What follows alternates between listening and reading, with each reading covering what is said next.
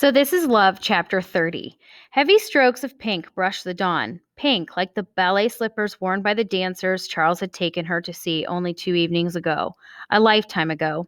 Chimes from the clock tower rattled Cinderella's nerves. 6 o'clock. Just yesterday she'd been in the Duchess's chamber preparing for her first introduction to the king and his court. Funny how much could change in half a day. The clock tower went silent, and she wondered if that had been the last time she would ever hear its bells, whether it would be the last time she ever saw Aurelius again. She pressed her cheek against her cell's lone window, staring at the palace. How near it was, so near she could make out the colors of the curtains drawn against each window. But so far, no one could hear her if she shouted help. After I escaped Mr. Levere, I'd promised I'd never feel so helpless again. Her fist clenched. What can I do? She tried everything, pleading with the guards outside, pulling at the bars on her windows, kicking at the door, all to no avail. Her fairy godmother couldn't help her escape a locked cell, and calling for her would only incriminate Cinderella further. The only person who could do anything was Charles, but if he'd gotten the Duke's falsified letter from her and believed it, no, he wouldn't believe it. Cinderella clung to the hope that he was looking for her. He had to be. But would he find her before the Grand Duke sent her away? All night she dreaded the Duke's return, feared being sent so far from Aurelius that Charles would never find her. Unable to sleep, she'd curled against the wall, squeezing the bars of her little window as she waited for the outside world to wake. It was an ordinary day to everyone else, everyone but her. Finally, she released the bars, her fingers so stiff it hurt to move them. 3 mice nipped at the frayed remains of a rope sneaking across her cell. She knelt beside them, taking solace in their company. In the weeks since she'd fled her stepmother's house, Cinderella had tried to forget her past life, but she suddenly missed the little friend she'd left behind. A faint but familiar pang of loneliness touched her heart, and Cinderella pulled her legs to her chest, hugging herself close. It was cold in her cell, the gossamer sleeves of her gown clinging to the loose bumps that risen on her arms. Just as she closed her eyes, trying to summon a happy thought that might relieve the heaviness in her chest, the sound of a key turning in the prison door made her lurch. She shot to her feet. Dared she hope it was Charles or the Duchess, perhaps? Alas, it was the Duke. His tall, wiry figure emerged from behind the prison door, a frigid breeze accompanying him and jostling the blue tassels hanging from her shoulders. Get! He stomped on the floor, trying to scare the mice away. When they disappeared into the holes of the walls, he exhaled with relief and finally greeted her. I thought you'd like to know that preparations are being made for your departure. I am not a sorceress, she said defiantly, and you know it. I am quite aware of that. If you were, you would not still be in your prison cell, obviously, and we would have taken no chances with your punishment, which would have been far more severe. His response surprised her. Then why am I here? The Duke heaved a sigh, the corners of his mouth turning downward. If not for the gleam in his eye, he might have actually looked like he pitied her. My role as advisor to the king is not an easy one. I take no joy in uprooting your life and causing the prince distress. Then let me go, Cinderella said. There's still time for you to do the right thing. You don't seem to understand. Anyhow, things are more complicated now. The Duke paused deliberately, especially since the king is dying. Cinderella stilled. Duchess Genevieve had mentioned the king taking a turn for the worse, but hearing it from the Grand Duke's lips confirmed her fear. Dying? Yes, he collapsed last night, not long after the ball ended. The physicians blame it on the stress caused by the scandal revolving around the true identity of a certain mysterious princess. He collapsed, Cinderella staggered back, putting space between herself and the Duke. How is he now? How is Charles? Ferdinand ignored her questions. Imagine how aghast the king was when he learned that his son was planning to marry a maidservant. You, Cinderella, you're to blame for this. Me? More than ever, Cinderella was certain something wasn't right here. The Grand Duke didn't seem to be worried at all about the king. But too much was happening at once, and Cinderella couldn't make sense of it all, as her head swam with the Duke's accusations and the news that the king was ill. In fact, he went on, Charles has already conceded to the king's demand and that he marry a princess of our neighboring kingdom. No, she whispered. Yes, I'm afraid it is so. You see, he chose duty over love, just as I expected. How is Charles? She asked, her voice but a pale whisper. After 4 years, he had only just returned home. She couldn't imagine how distraught he must be to find his father gravely ill. The prince will be fine. No need for tears, my dear. And the king, she whispered. The Duke leaned closer to her, and the smirk that had rested on his face in the ballroom returned. His Majesty's health is of none of your concern. How can you be so... Her hands flew to her mouth as realization hit her.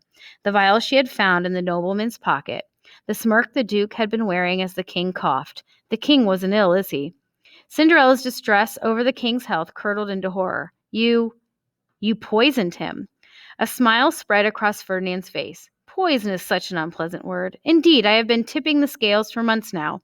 Only a little at first, mostly as a precaution, but once I realized my influence on the crown was, well, waning, something had to be done. But worry not, I will administer the antidote, once I am presented with my new title as Grand Overseer of the Kingdom. How could you? Ferdinand sniffed, twirling the chain of his monocle flippantly around his finger. He seemed to revel in justifying his wicked deed. His Majesty has become weak. 20 years ago, he would have never thought about repealing the ban against magical beings. Yes, Cinderella, under King George's last decree, your precious fairy godmother would be allowed back in Aurelius, he sneered at her. Don't look so surprised. Yes, I knew it was she who helped you seduce the prince. Imagine a doe-eyed young woman like you being a sorceress. He laughed. Your fairy godmother will never be safe in Aurelius so long as I am in power. And as of noon today, I will be. Why, she seethed, I don't know how you live with yourself. Quite pleasantly, if you must know. Genevieve told you he means to pass on the throne to Charles, didn't she? At first I was appalled by George's decision. Charles isn't ready to rule, and he knows it. Then I thought to myself, this is an opportunity to restructure a monarchy. Should Charles rise to the throne prematurely, he would naturally need someone by his side, guiding him. Ferdinand tugged on the ends of his mustache. Once the council meets today, it is I who will be safeguarding the kingdom, its grand overseer and counselor regent. That is, until Prince Charles is sufficiently prepared to be king, a determination that lies naturally with me. You lied to the king from the very beginning. I guided him, young lady, as is my job, my duty. So you see, Cinderella, I cannot have you staying in the palace and knowing all my secrets, especially not as a princess of Aurelius. You will be brought to a proper dungeon, the location of which only I shall know, and there you shall end your days. How could you do this to your prince? Cinderella burst out, barely listening to the Duke. Your king, he trusted you.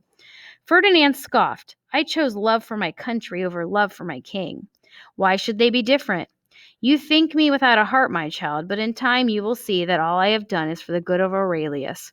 It sounds like all you have done is the good for yourself, said Cinderella.